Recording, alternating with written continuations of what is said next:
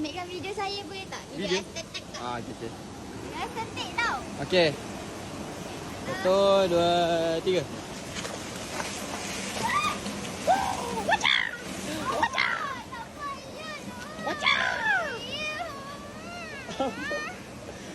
Oh.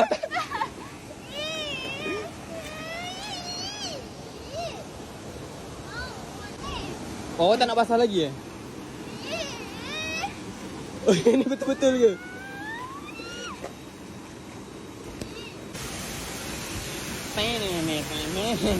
Awak. Apa? Awak tahu tak video estetik tu macam mana? Tak tahu. Awak ni. Awak sini lah. Panas lah. Sini kan redup sikit. Kat sini pun boleh safety kan. Nampak je.